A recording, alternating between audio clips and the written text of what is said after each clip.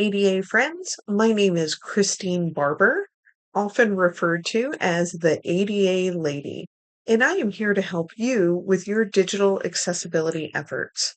I have over 10 years experience in ADA remediation and training, and I'm here to help you make the world a more accessible place. Please note I am an accessibility expert, but I am not a legal advisor. Please always defer to your lawyer or legal representative for specific questions regarding liability and interpretation of the law. Today we are going to look at making accessible maps. And there is a lot going on with maps depending on their context, what kind of message they are trying to convey, and how much information is in the page included with the map as well. There are several factors that have to be thought about, and depending on the information on the page, what to include and not to include in things like the alternate text. So we are starting out with a very, very basic map today. We can get super complex with lots of information, especially with today's GIS software. You can do a lot of really cool things in there and have a lot of information that are included in maps that tell everything from providing the user information to telling a story about what is going on and how you want to represent that information in a visual format. So now we're trying to make all of those visuals and all that information accessible to everybody, including those who use screen readers. So we have my little sample map here. And just to get the foundation of making your accessible map skills, this is going to be super simple. So we have it here in Adobe Acrobat Pro. And I'm going to come to the left-hand side and click on Prepare for Accessibility.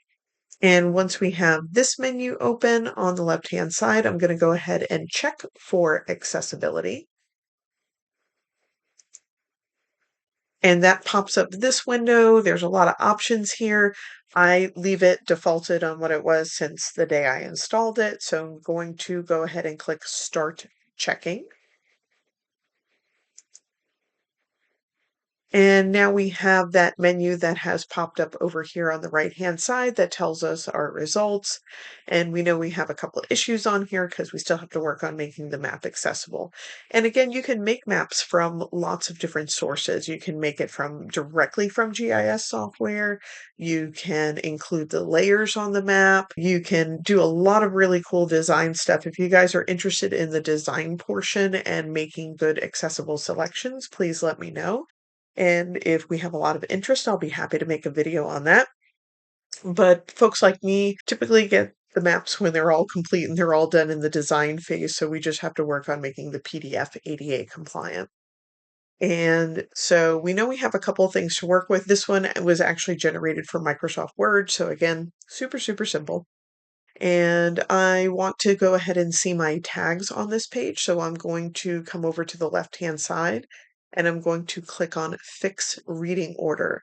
You have to have this little window open in order to see your tags. If you close it, your tags disappear. So we're going to go ahead and again click on Fix Reading Order.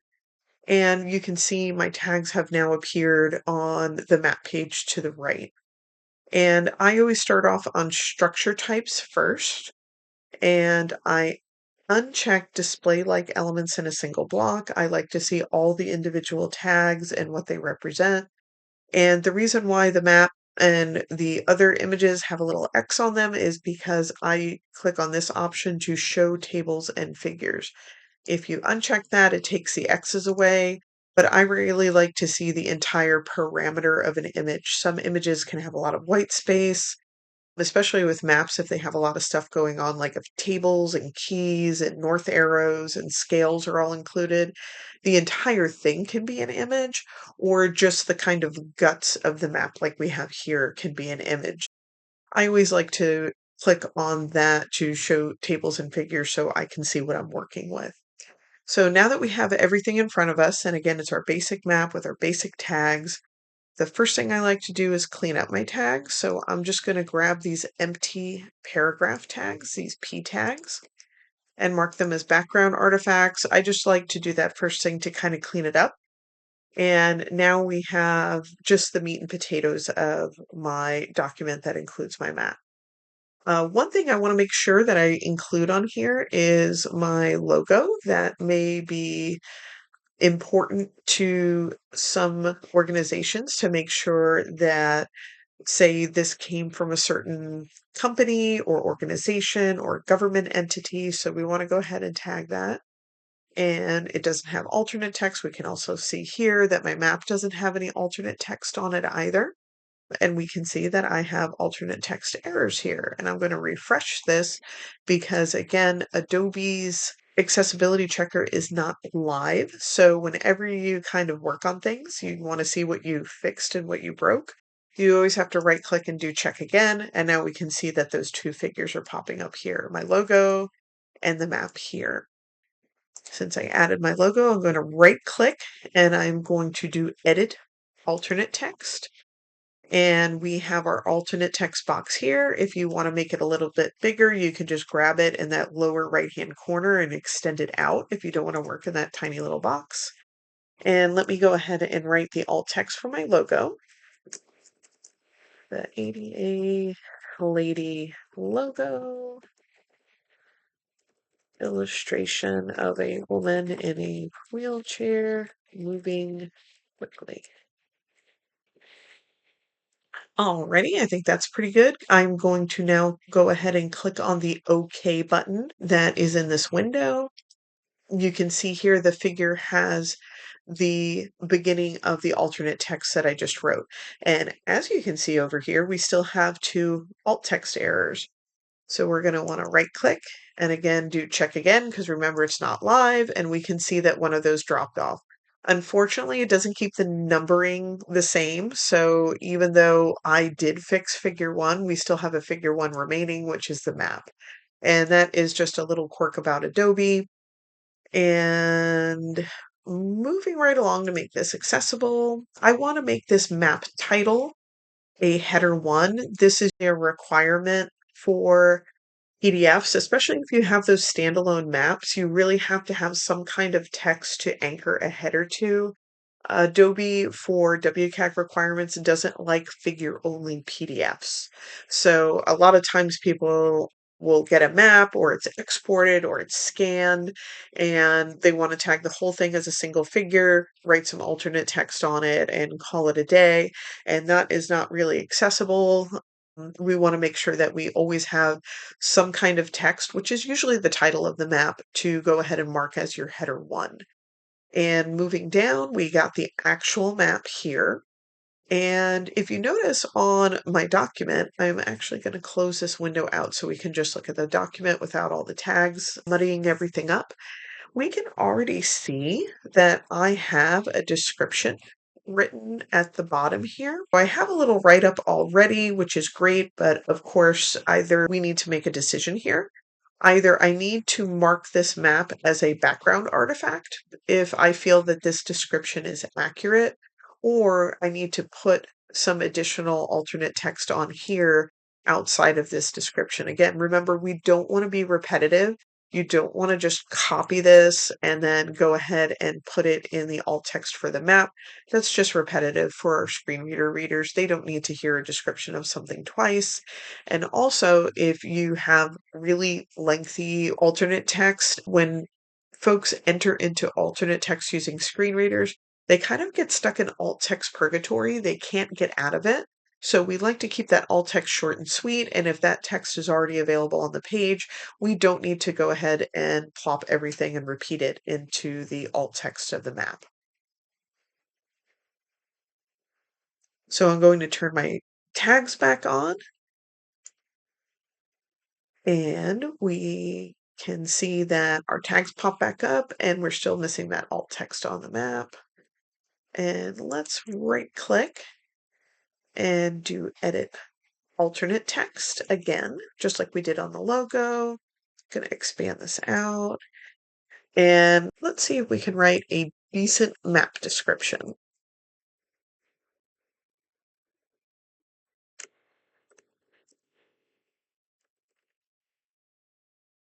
Map of Daytona Beach, Florida. that shows the coastline and surrounding areas of Daytona Beach, including major highways and surrounding cities. So we have some alternate text now written there, and now we can just move along. Oftentimes in maps, we're going to have additional information, including things like authorship, the date the map was created is super important. You may have things like a north arrow or a scale bar. You may have a key, or you may have a table that explains what's going on in the map. So, depending on all of those different elements, I try to tag as much text as I possibly can in the map, as long as it's going to make sense in a screen reader. If the text is all chopped up, or if we have vertically facing text, sometimes we get that in maps. Those things aren't going to make a lot of sense to the screen reader. But if you have a nice, clean table that's part of it that explains what's in the map or what different key elements are being shown, I absolutely will tag that as a table on the page. Luckily for this one, we have super simple content. We have our author, we have the date, and we have a little description. Those are all paragraph text, and we're going to leave that as is. Even my watermark information down here in the lower left with the YouTube logo and my at the ADA lady for my handle is already there. It's already tagged correctly. So I'm going to go ahead and leave all of this as it is. And we're going to go ahead and do check again. We can see we have no more alt text. We have two more errors here. And even if your PDF is absolutely perfect, you're always going to have these two errors, the logical reading order and the color contrast check. And even though technology is really amazing and does amazing things, these are two of those human factors that Adobe is asking, hey, person, did you check the reading order to make sure that this makes sense and flows properly? And is there proper color contrast on here? Because those are two things that Adobe can't tell for itself. So we are going to go ahead and flip over to the reading order on the right-hand side here. And I'm going to flip my tags from being structure types over here on the left to the page content order. So I'm going to toggle to that, and we can see now that all of these tags have turned into numbers, and we're going to want to order those numbers to where they make the most sense. We can already see here that the main map is one of the last things tagged on the page. Doesn't make a lot of sense. We want to make sure that these flow properly. And so what you want to do is you want to identify. So we're going to click here. The logo is 1, the title is 2. So this map really should be number 3. So I'm going to grab number 8 and I'm just going to click and hold.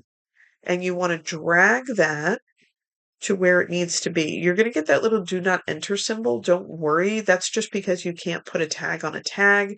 What it's looking for is that tiny little line that pops up because you can drop them in between the tags to change your reading order. So I'm going to go ahead and let that go. And now we can see over here on the left that that is number 3. And if you click on it, it will highlight in the reading order side or what that is in the list as well. So then we have the author, we have the date, we have the description, and then I have my little information down here. And we're going to go ahead and drag that YouTube logo up to be right there. A lot of times when you do a float on an image where it's not in line with text, Adobe doesn't really know what to do with it. So it just kind of tosses those images at the end of the document. So you'll often see that depending on how it was designed. And so we just did the reading order. Jump back to the checker. Going to go ahead and pass that. And I already know the color contrast is really good on this, so I'm going to go ahead and click pass there. You are not quite finished. The last thing that you have to do to make sure that this document is ADA compliant is we're coming over here to menu. It may be file for some folks, depending on what version of Adobe you have. And I'm going to go to document properties. Some of you, it may just say properties here. Going to go ahead and click on that. And you want to make sure that you have a good title and that there is authorship on here. The title should be very robust and it can be very verbose because our file name should be short and sweet because PDFs become standalone URLs. But in our title, we can be very verbose. We can say map of Daytona Beach, Florida. And we can say that this was made by the Aiden lady and Google Maps. You can be very verbose.